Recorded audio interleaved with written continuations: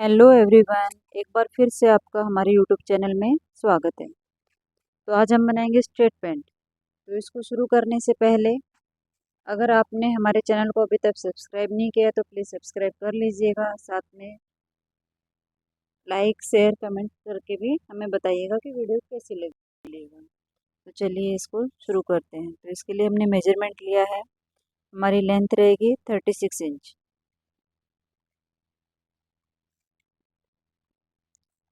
और ये हमारी वेस्ट है 33 इंच।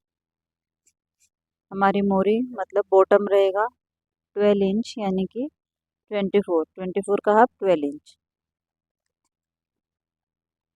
थाइज है हमारी 26 इंच।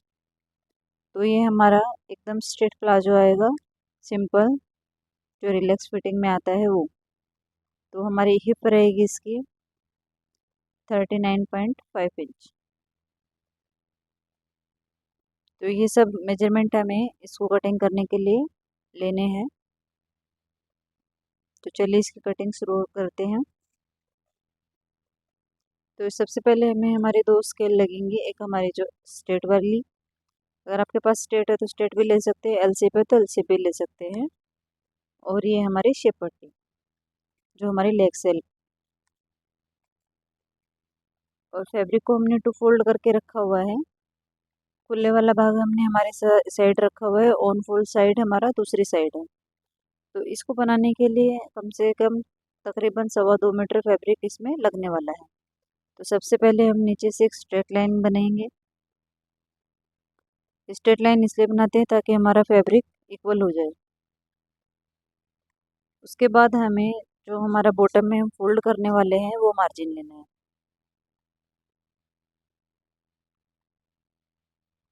तो मार्जिन आप 2 इंच भी रख सकते हैं, 1.5 इंच भी रख सकते हैं, 2.5 इंच भी रख सकते हैं, बट मैं यहाँ पे 2.5 इंच ले रही हूँ। तो यहाँ पे भी एक सीधी लाइन बनाएंगे। देन उसके बाद हमें इसकी लेंथ लेनी है।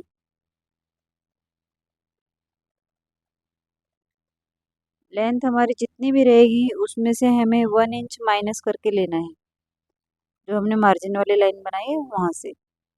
अगर आपका लास्टिक 1.5 इंच का है तो आप 1 इंच लेस करके लीजिए। अगर आपका लास्टिक 1 इंच का है तो आप हाफ इंच करके माइनस करके लीजिए। तो मेरा 1.5 इंच का लास्टिक है तो 36 लेंथ थी, तो मैंने 35 इंच पे एक मार्किंग की है, यानी कि 1 इंच मैंने कम रखा है क्योंकि हमारा ऊपर बेल्ट भी इसमें आने वाला है। तो 35 इंच पे हमने एक मार्किंग की है। यहाँ से भी इसको हमें एक सीधी लाइन बनाएंगे।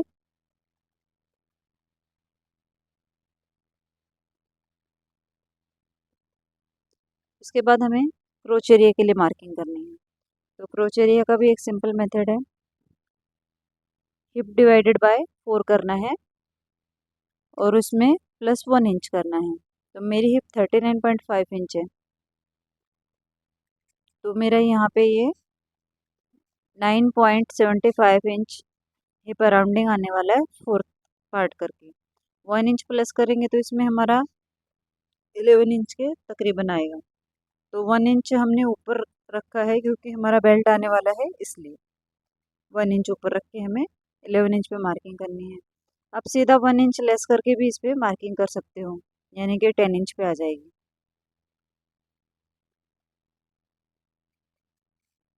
तो यहाँ से भी हमें एक सीधी लाइन ड्रॉ करनी है।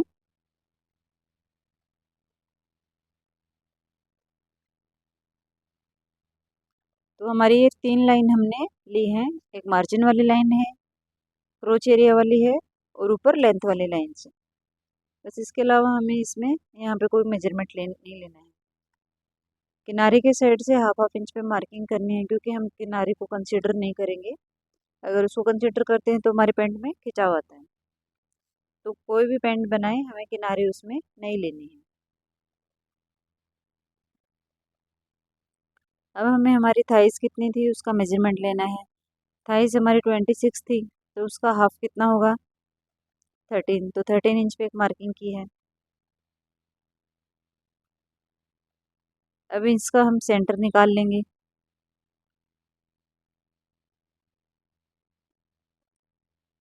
मोरी के साइड से भी हमें इसका एक सेंटर निकाल लेना है।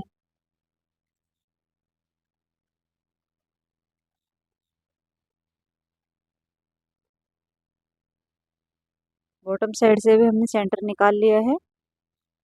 अब एक सीधी लाइन ड्रॉ कर देते हैं ताकि आपको समझ में आए।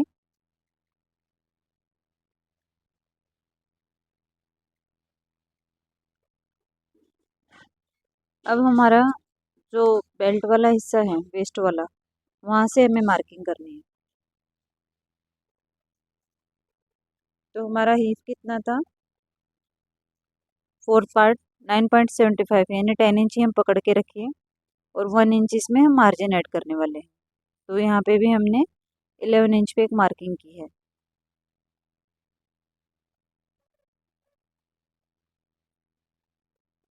अब यहाँ से भी इसको सीधा ड्रॉ कर देंगे।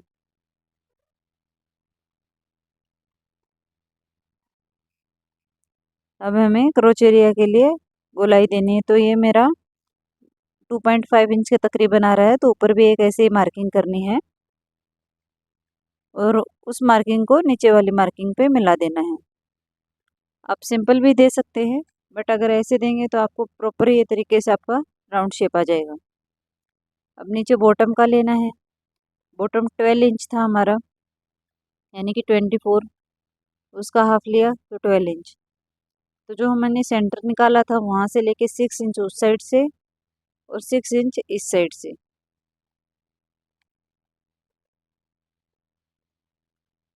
सेंटर को ध्यान में रखते हुए हमें इसका मार्किंग की है। सेंटर से 6 इंच उस साइड, 6 इंच इस साइड। अब हमें इसकी शेप पट्टी की हेल्प से यहाँ पे शेप देना है इसको। तो शेप पट्टी को देखिए कैसे रखना है।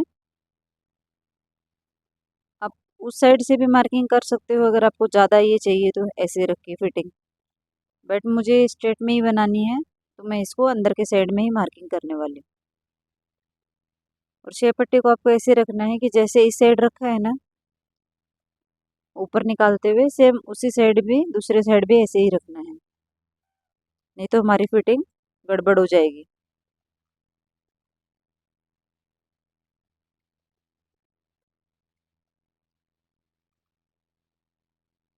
अब ये जैसे रखी है इसको हम ऐसे उल्टा पलट के रखेंगे। ऐसे पलटने के बाद सेम वैसे ही रखेंगे जैसे दूसरे साइड रखी थी।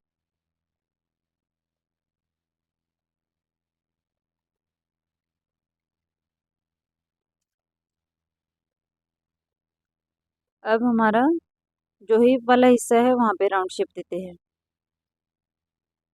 तो ये हमारी स्केल का जो ऊपर राउंड वाला हिस्सा है, आपके पास अगर हिप कर्व नहीं है तो आप ऐसे भी दे सकते हैं।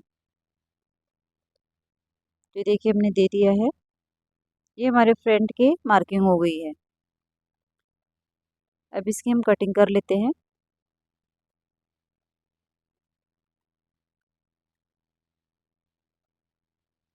हमने सिर्फ अंदर के साइड से इसकी कटिंग की है, बाहर के साइड से नहीं की है। बाहर के साइड के हम इसकी हमारे बैक वाले पार्ट के साथ में कट करने वाले हैं।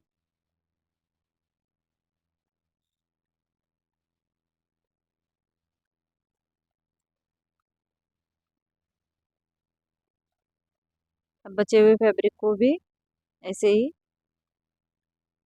जैसे फ्रंट पार्ट के लिए रखा था वैसे रखेंगे और सेम वैसे ही मार्किंग करेंगे। सबसे पहले हमारे फैब्रिक को सीधा करेंगे,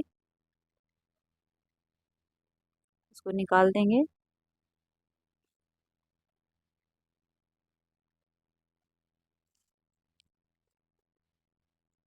अब हमारे फ्रंट पार्ट को लेके बैक पार्ट के इसके लिए रखेंगे। तो एकदम किनारे से किनारे मिलाते हुए इसको हमें सेट करना है। फैब्रिक को आपको आयन कर लेना है ताकि जितने भी रिंकल्स हैं वो निकल जाए, और आयन करके अगर आप कटिंग करते हैं तो उसकी फिटिंग बहुत ही अच्छी आती है। तो सबसे पहले मार्जिन वाली लाइन को सीधा करेंगे, देन उसके बाद क्रोच एरिया वाली लाइन को सीधा करेंगे और वेस्ट वाली लाइन को भी हम सीधा कर लेंगे। तो तीनों निशानों पे हमने लाइन बनानी है। फिर जितना हमारा फ्रंट पार्ट का क्रोच था वहाँ पे एक मार्किंग करके इसको सीधा मिला लेना ऊपर, क्योंकि हमारे बैक पार्ट में इतनी लूजिंग आ जाएगी। अब यहाँ से बैक पार्ट को हमें तकरीबन 2.5 इंच ऊपर उठाना है।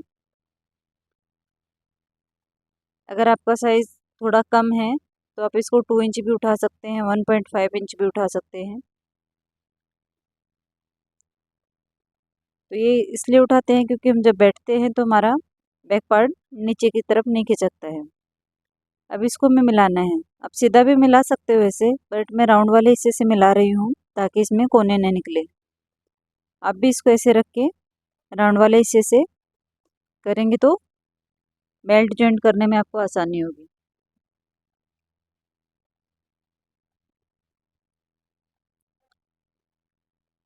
अब बैक वाले पार्ट का भी क्रोच एरिया निकालेंगे, जितना फ्रंट का था आ रहा था उतना ही। ये 2.5 इंच के अप्रोक्सीमेट था, वैसे ही राउंड शेप देना है।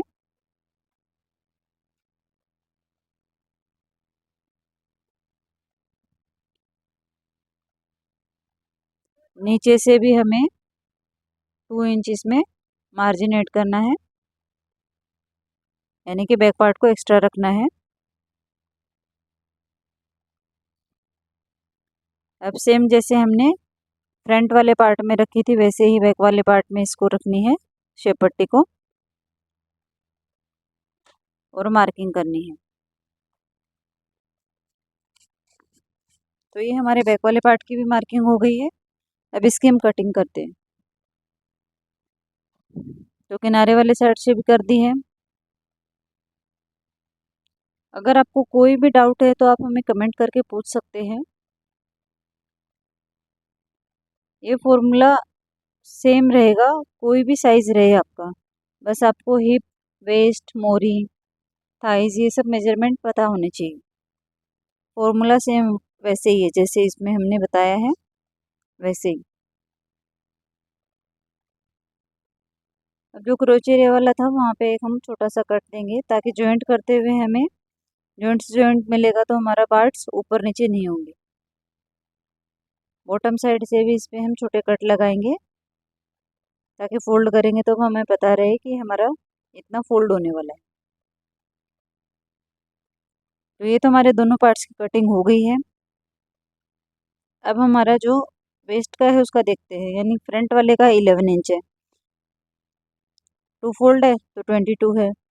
बैक वाले पार्ट का 13.5 इंच है, 2 फोल्ड है। अगर इसको सिंगल में खोलेंगे तो ये हमारा 27 इंच आएगा। तो वैसे ही हमें इसके लिए बेल्ट का फैब्रिक लेना है टोटल करके।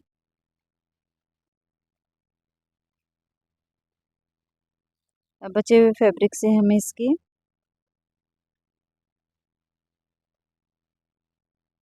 बेल्ट की पट्टी कट करेंगे। तो ये हमारा 2 फोल्ड में फैब्रिक है, तो हम सबसे पहले बैक वाले पार्ट के अकॉर्डिंग ही इसकी कटिंग करेंगे। एक्स्ट्रा रहेगा तो हम स्टिचिंग के टाइम पे इसको निकाल देंगे।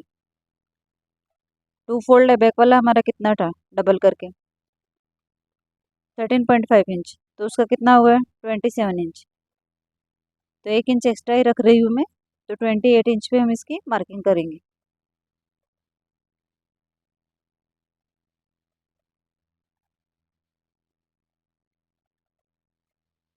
ये देखिए 4 फोल्ड करने के बाद ये ऐसे हो जाएगा।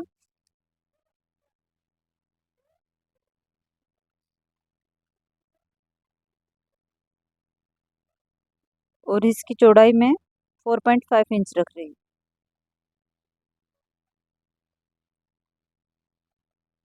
1.5 इंच हमारे लास्टिक की चौड़ाई रहेगी, तो हमारा जॉइंट में भी आएगा और डबल फोल्ड होके भी आने वाला है, इसलिए 4.5 इंच इसकी हमें चौड़ाई रख रही हूँ।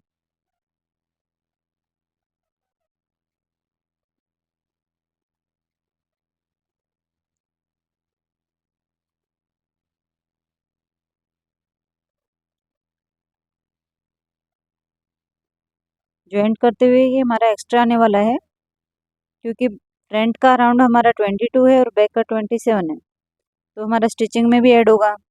और ये है हमने बैक के लिए तो एक्स्ट्रा ही हो गया है, क्योंकि दोनों भी पार्ट 27 इंच के कट किए हैं, तो हम जॉइंट करते हुए निकाल लेंगे। अब हमें पॉकेट की कटिंग करनी है।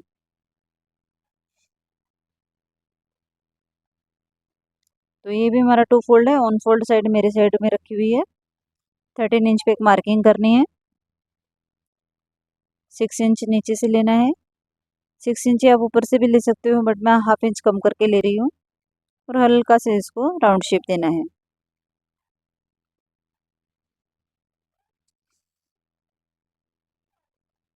तो अभी इसकी हम कटिंग कर लेंगे।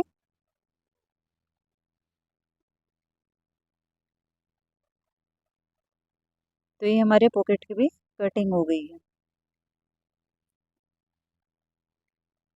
आप दोनों साइड भी लगा सकते हो, बट मैं एक ही साइड पॉकेट को लगाने वाली हूँ। और ये देखिए हमारा इलास्टिक है, ये 1.5 इंच का है। तो इलास्टिक के लिए भी हमें क्या फॉर्मूला करना है कि जितनी हमारी वेस्ट रहेगी उसमें से, क्योंकि चारों तरफ हम इलास्टिक ही डालने वाले हैं, तो हमें 4 इंच कम करके रखना है। वेस्ट मेरी 33 है, तो मैं यहाँ पे 3 इंच लेस कर रही हूँ, क्योंकि थोड़ा लूज रखने वाली हूँ। आप 4 इंच तक उसको कम कर सकते हैं।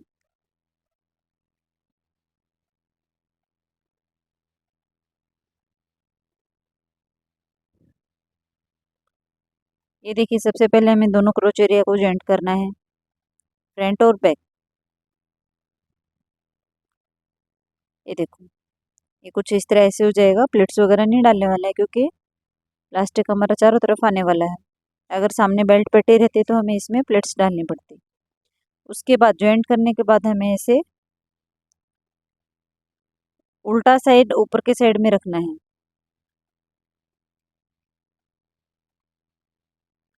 फिर 1 इंच छोड़ के हमें एक मार्किंग करनी है।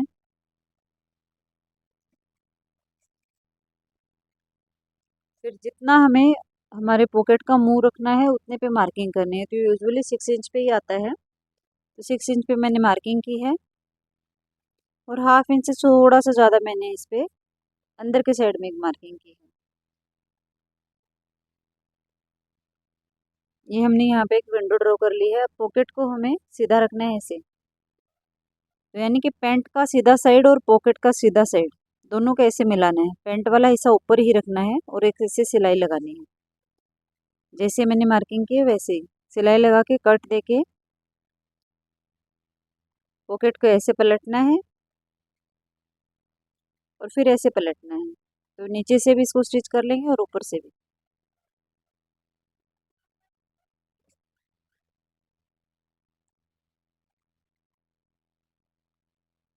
और बैक वाले पार्ट को भी हमें क्रोच एरिया को सेम वैसे ही स्टिच करना है। फिर हमें साइड से फिटिंग करनी है, ऊपर बेल्ट जॉइंट करना है और फिर नीचे से मोरी को जॉइंट करना है। तो पैंट हमारी रेडी है।